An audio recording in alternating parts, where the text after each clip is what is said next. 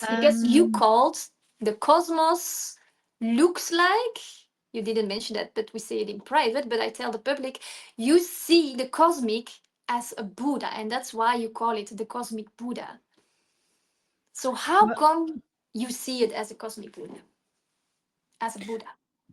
well, when I was in the process of channeling Venus Light Technology Level 1 to Sacred Architect, it is about cosmic ascension. And then I work with many light masters, Thoth, Hermes Trismegistus, for example, and also a cosmos-like being.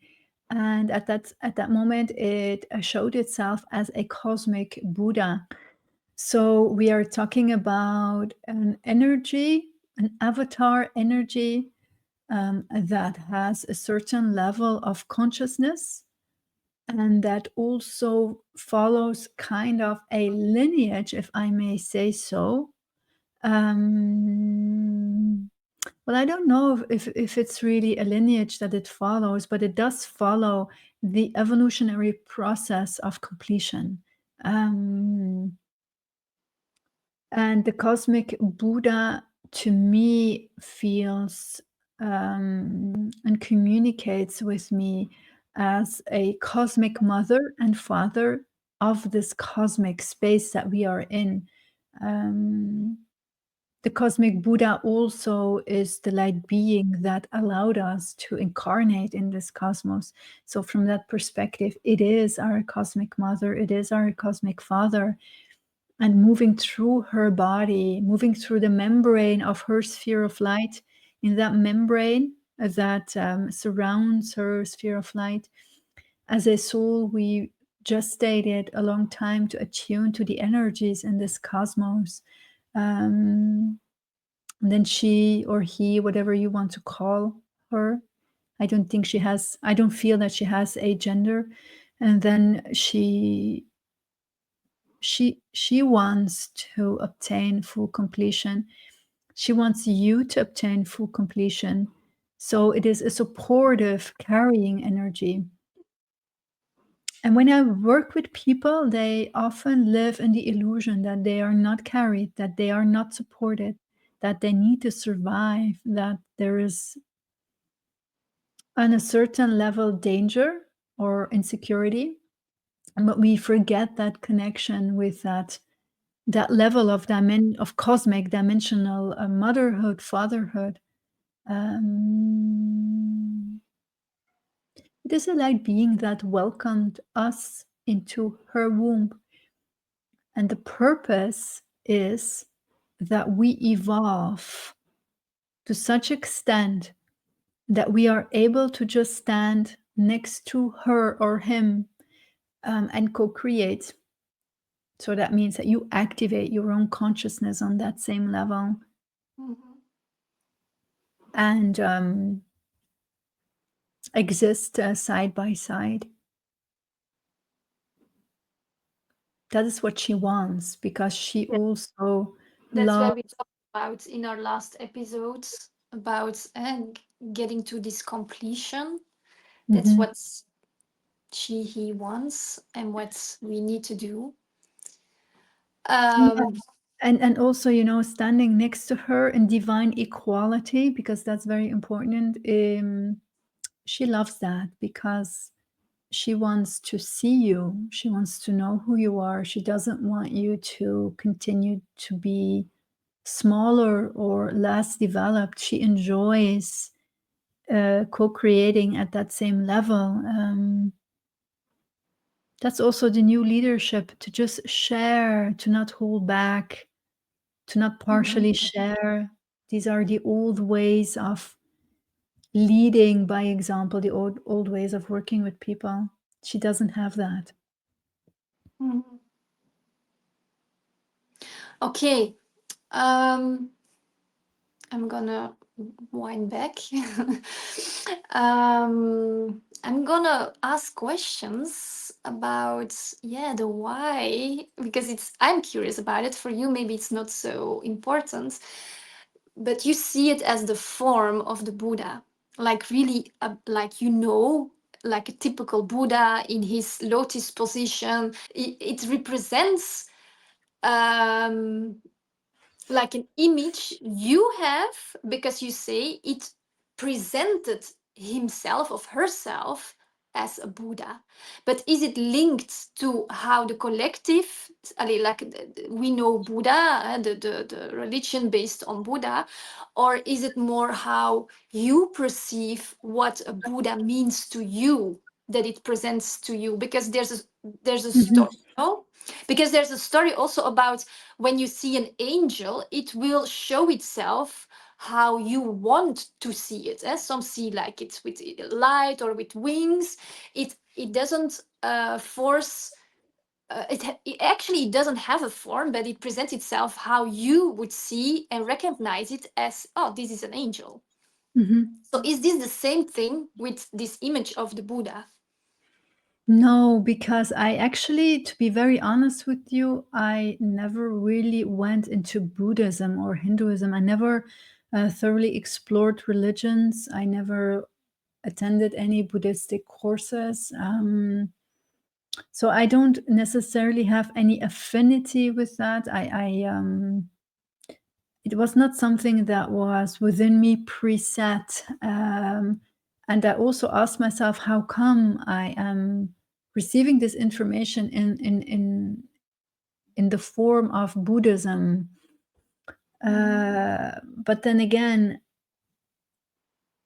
I also see cosmos light being, or the cosmic Buddha, as a light being, as a sphere of light, as a toroid field with a central axis that revolves around itself, and that falls into a source field where you have many cosmoses like that.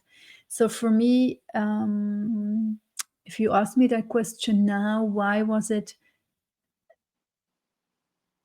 a Buddha form, then I have to say, while tuning in, that probably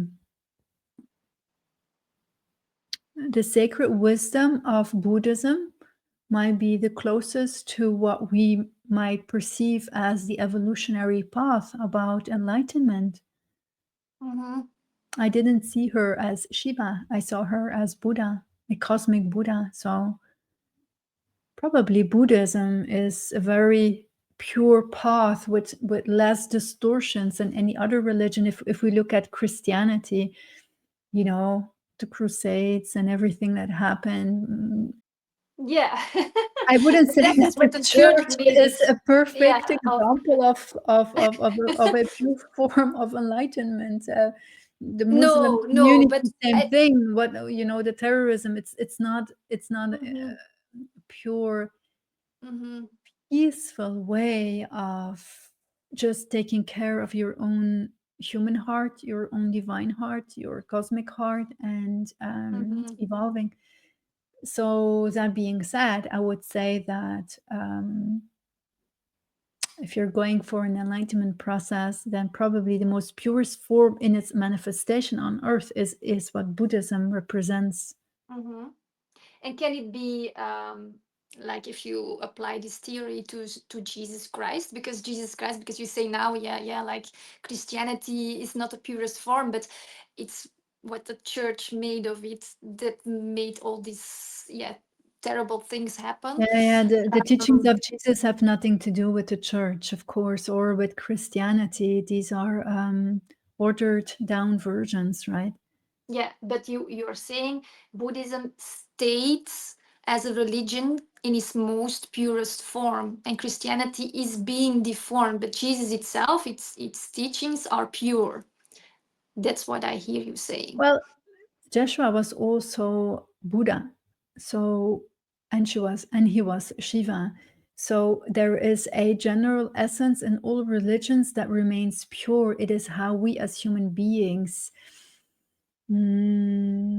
practice that religion, or how we translate it into writing or into prayers or into beliefs.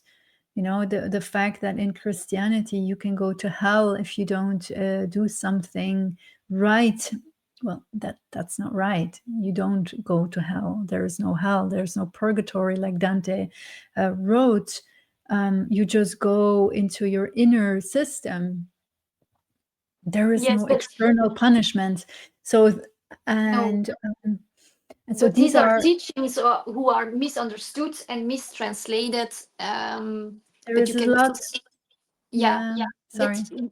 you can also say like the hell is in you, like the unseen aspects that you run away from is the hell, and you create your own hell. So it's just a misinterpretation, because if you say Jesus was also a Buddha, it comes down to all the same He was an incarnation of source. Buddha. He was an Yeah. incarnation of Buddha. And in the life of Joshua, he didn't necessarily belonged to the.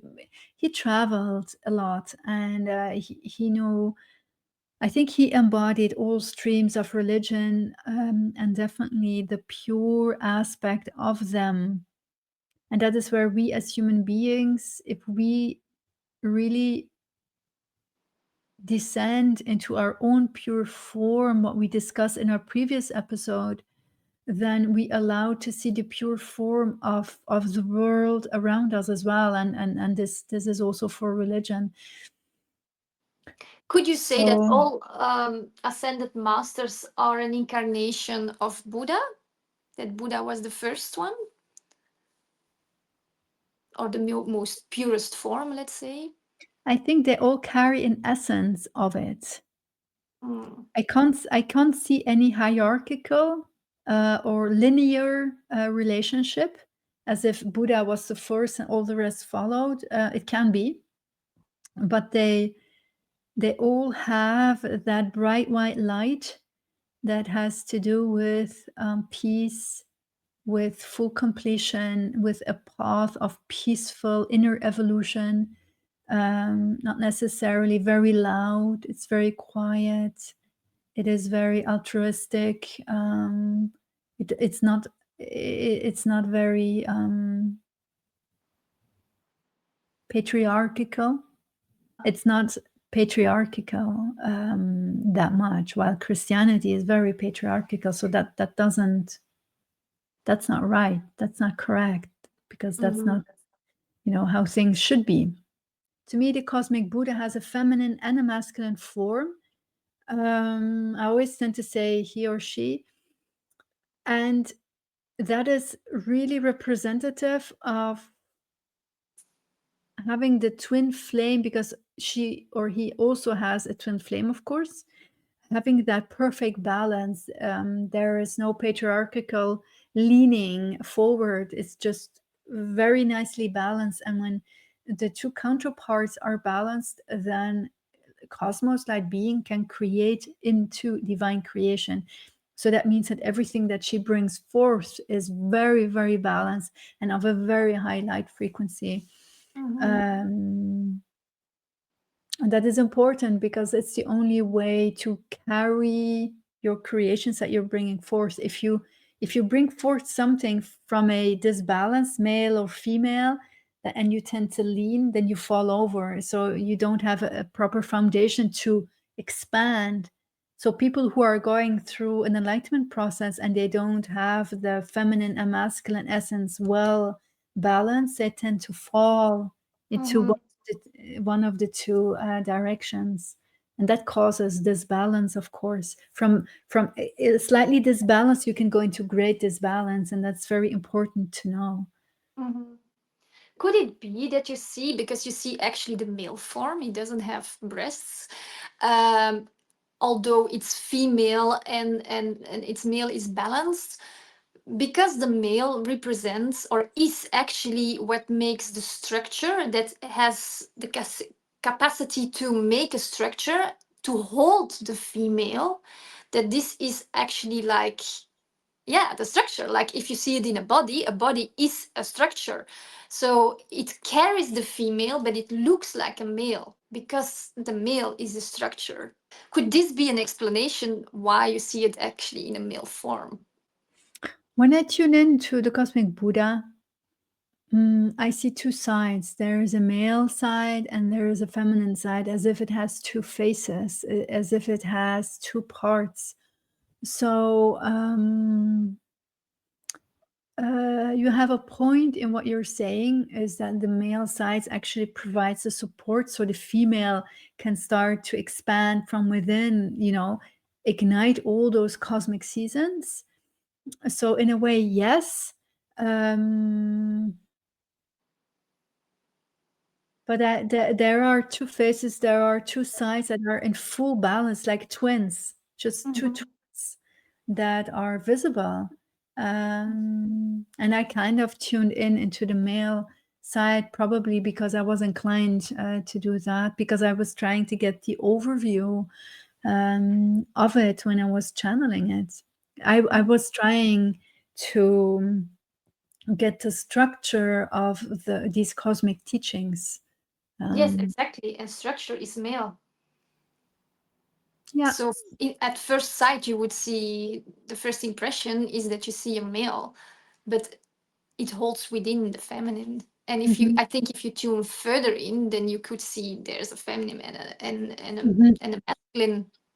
I So, do allez. feel that structure and the content of structure go hand in hand, because if I tune into the feminine side and she starts to create in light, but that light holds a structure. So he kind Mhm, of infuses the structure into all creations that then the feminine essence and that our feminine twin flame creates with.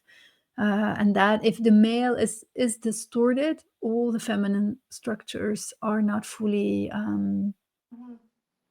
Yeah, it's like healthy. the yin and the yang, the symbol. You have in the black part you have a Absolutely. little white spark, and in the white one you have a black spark. So what you describe now, the feminine starts to create from a male spark. Mhm. It's Yeah, gives a and that spark to make the female creates. Yeah. exactly, and that is why the balance between both of them is so important, because if the balance and the solving of all distortions isn't there, and whatever you do, it won't, that foundation won't hold. Hmm. Yeah. Okay, that's nice. And um, because you told that there's many cosmoses, so our cosmos is like the cosmic Buddha, but can you tune in on another cosmos and see another form, or they also are cosmic Buddhas but different ones, let's say? Is it always a cosmic Buddha? No, I don't see that same consciousness. I don't see that same type of consciousness there. I also see that in other cosmoses as I'm tuning in at this moment. The cosmos like being that is present is also younger. So that cosmos is less old, is less developed. So there are different stages. There are different, each cosmos is in a different stage, and each cosmos has a different structure, each cosmos has a different sacred geometry, a different imprint.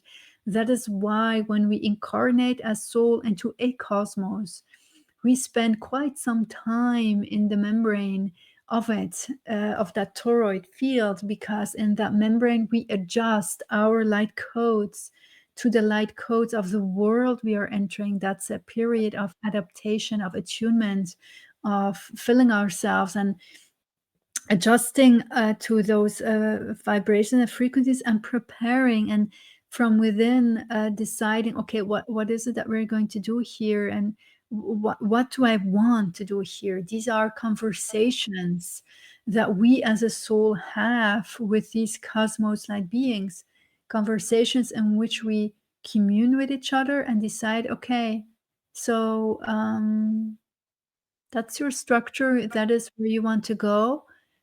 If I tune into my core structure, this is what I want to do. Mhm. Um, Can kind it of. be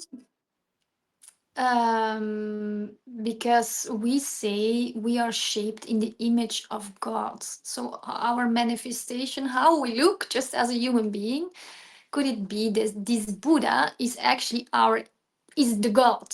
Like this has this form and we go through its membrane and we are created in his or her image to have this form, no? Or Well, it goes even yeah, beyond that. we are a very, very unique soul. It has nothing to do with cosmos light being. But when we Mhm. enter his or her world, we adopt a sacred geometry. So this means we kind of take the form that is necessary to be in when we want to live here. Yes, So but to that's that what I extent, mean. yeah, Yeah. so to that extent, we are created in his image, but we are all the same souls. You, I, cosmos light being, we are light, Mhm. seed of light, and there is no difference except of the level of consciousness, but that we are at this point even transcending. So Yeah, but then I'm just talking about I want to compare with yeah what the Bible says. We are created in His image, like just uh, purely the image, the I form. wouldn't go into Bible teachings No, because I know, but there's a link because if we have this body and you see this Buddha as a Buddha, like a human being in a lotus, it has a human form, but it's a Buddha. So if we are created, if we go through his membrane and we go through his the sacred geometry, how things are formed, then we attune to this shape. We are manifested in the shape, in the form how he is in his image. Because if we go beyond that, because you talk about the souls, of course we don't have this form, we are a sphere of light actually, and we are all the same and we are all in the same image as a sphere of light. um, but I just want to examine that this could be, because we talked about it before, that the let's say the chief of cosmos, like Buddha, uh, that this is God, what we think, that this is the God, what we think he is just the Buddha, and we are shaped by his image. I don't know how people experience what God is. I probably that's very, very subjective. I don't think cosmos light being is a God either. It's the one that allowed us to be here, and that is a friend and a companion. Um, Yeah, that's what Christianity calls, like, this is yeah, God, I think of what you're Jesus. saying is not in divine. I think what you're saying reflects the lack of divine equality because there's no Yes. difference between you, me, or cosmos light being. So I would say maybe a lot of people reflect the belief systems that people have lack divine equality, and as such you look up to a god, but at the same time you don't realize that very rapidly you could be at that same level. You just need to remember we are human beings, and the template of the human being is based on the Adam Catmull form, which is the 5-pointed star, head, 2 legs, 2 arms, and that has been created in several parts of cosmos, especially in this segment. So if when you are in a certain form, like we are a human being, as I said, I can relate to cosmos light being as if it is a toroidal field because it's an energy, it's a revolving energy field. All the planets, all the stars that are within, all the universes. And as such, these are light beings. They all have their sphere of light. They revolve around themselves and are in a system of revolving around a sun or a cosmic sun or a universal sun or a galactic sun.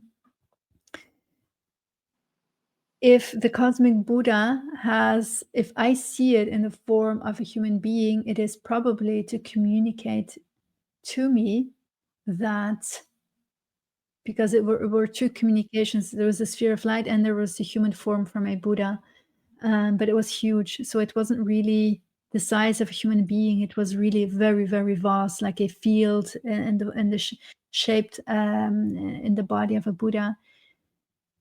It says to me that that consciousness is also viable in a human form, and that Buddhism is the most pure expression of that pure evolutionary flux. Mm-hmm. Okay, it's something So different. Okay, I think maybe. it just has a meaning to see it that way. It communicates that form, except Yeah. that it's a light being with a toroidal field. The human form communicates an extra message. Mm-hmm.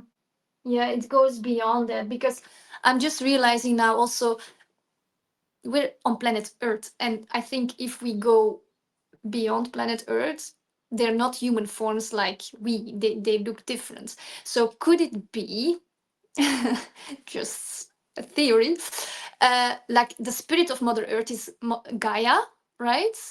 Or is there any other names? Yeah. Does she has a certain form, because we also go into her sphere when we descend on Earth? Can you see it? Does she has a form? How does she represent herself? To me, she has a different form. I cannot see her in a cosmic or in a Buddha form, but I rather see her as a green energy, not because nature is green, but it reminds me of a certain energy vibration that is green emerald like. And that certain energy, I have seen that also with beings of light that some people call ETs. But these ETs are good beings of light. So, every cosmic race has within every cosmic race there is distortion possible. So beings of light that have a very, very emerald green energy, they just have a different energy signature, and is very different from cosmos light being, for instance. And it has less to do with cosmically evolving, following that pure essence that we know as Buddhism. That is how we call it, right? So if I tune into that green essence of Gaia, which is for me very feminine, then I can see that it is a regenerative energy, that it is a cosmic energy that originates and that is firmly rooted into the foundation of this cosmos. So if you have a cosmic tree, it's rooted in the roots of this cosmos, and it finds its origin there. And with that root, it just moves through cosmos, does its journey. And more specifically about the energy signature of it, it's an energy that is very humble, that doesn't intercommunicate or moves too much in group consciousness, but very modest and humble, and revolves around its own axis, and just moves through cosmos on a light thread of itself.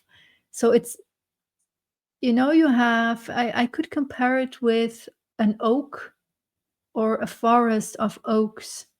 The solitary oak is usually much bigger. It stands alone.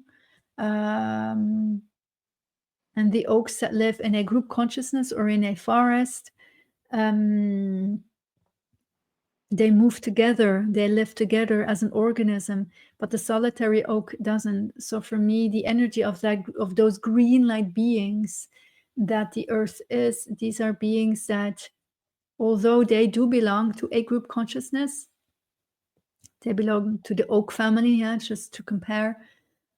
They do travel alone. They are very much in their own sovereign nature. They stay very much attuned to their own unique frequency that we as human beings have less. We tend to, fall together, but mass consciousness, it becomes a blur. We need to clean, we need to cleanse, we can't remember. I don't see that with that green energy essence that much. It's a very altruistic, yes, but also sovereign energy. And there are many, many distinct different energies in this cosmos. So that is, I think, how I would describe that. Mm-hmm. And do you see it transform its like by evolution? It will transform in another form, because this is what you can find in other channelings, that the Earth will evolve into like Venus or Jupiter. That, let's say the New Jerusalem is Jupiter, because you say it travels alone. Well, the But it's Earth, an evolution. Yeah. okay, so what I was talking about was the core essence of the Earth, her energy signature, very pure. Mm-hmm. It's the cosmic race that she embodies as a soul, right? In Mm-hmm. this cosmos, while her body as a planet will evolve and is evolving into a star. So she's leveling up on the cosmic ladder. She's moving into star consciousness. So yes, she evolves, but her core essence doesn't evolve. She always will. That's her identity in a way. That green essence is her identity. So even if she is a star, just to be very clear, and there's no possibility of having green nature on her, she still remains in that green energy imprint, because that's the flame in which she decided to embody this cosmos. When we are in that membrane of cosmos, when we decide to move in, to incarnate, we decide what we want to do, what is the imprint we want to have. And we can just fool it. We can feel. We can choose it freely. So that's what she has chosen, to always stay very, very close and authentically close to herself. But then again, very altruistic, because she allowed many beings here, even those from Mars. If you look at our cosmological history, so she, with her great heart, allowed maybe too much. But will she evolve into Mars or Jupiter? I don't think so. She's moving into star consciousness. She is already gone, actually. She's no longer here. She is this. This is a chapter that I also wrote in my book that was published in 2021, that she dismantled already lots of dimensions. When I was light traveling in the higher etherical retreats, beings came to me and say, look, and when I looked at the distance, the retreats were falling down. So she was, these horizontal bands that we call the aura around her body, or the etheric retreats where the ascended masters live, they are coming down. So she is kind of packing her bag, and her core essence already left. So a part of her consciousness is already gone. And where did it go?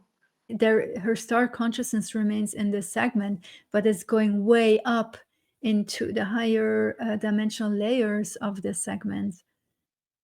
If we evolve with her, we can, if we want to. I think that we always stay connected, but if I look at the participants in the Venus Light, they're not evolving with her. They're taking up cosmic roles. When we master ascension and descension, we no longer need to do that journey, and a part of the earth light being will probably have mastered that too. But the embodiment that she is choosing is the layer just between the divine verses and our segments. So in the upper realms of the of still the ascension and descension processes, So from that perspective, probably there will be beings that will follow her, but we don't need to, you Like know. the new, what that's what they say, the new Earth. Can we see it as a new Earth?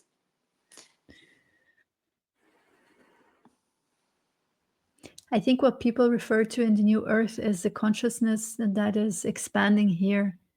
You know, the new ways of living here, consciousness regarding animals, that they are not beings to be slaughtered or eaten. And they are souls just like we are, and they endure pain. And that we can commune with the higher energies, that we can even commune with our entire sphere of light. To me, that I think at least that is what people refer to as being the new earth, because where Gaia itself, her green essence, is moving towards is a star body. So she's going to embody the structure of a star. And what does a star do?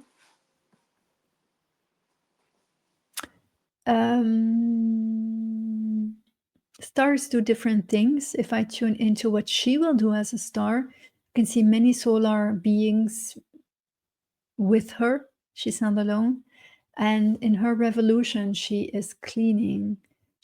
Her field literally draws in everything that shouldn't be there. So she has a great cleansing function. Not specifically harmonizing outward, but harmonizing by bringing inward. And that is exactly what the green essence ETs do. I'm actually going to, one of the participants of Venus Light level 2, she asked me, what is the difference between an angel and an ET? And I'm going to do another episode about it, because they have really a distinct energy and a really distinct dynamic. So against all, I would say, beliefs, I would say that the earth in our pure energy form belongs to an ET energy signature.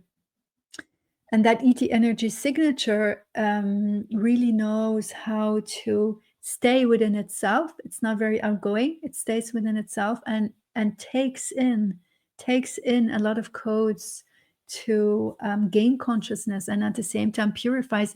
It is not easy to be an ET, and that's why in that race there are so many distortions, because they take in so much. But I'd like to expand on that in another episode. Because I Yes. really want to go large on that topic, because I think it's very important. There is so much said about ETs that to me is not really true. Also, there are so many ETs that we think of that probably are soul extensions of people visiting them.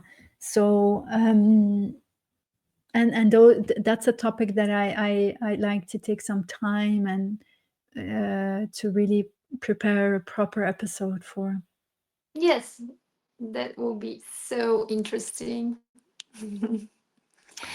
We are done with the cosmic Buddha, unless there's some people have some questions. Put it below, and Yes, make we can answer it in another episode.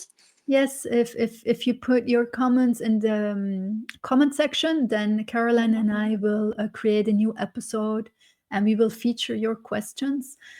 Also, I'm going to add a meditative activation for the cosmic Buddha for you, and you can download that as well in the comment box. Oh, an activation. Can you tell us more about what this activation will do? Why Well, should people do it?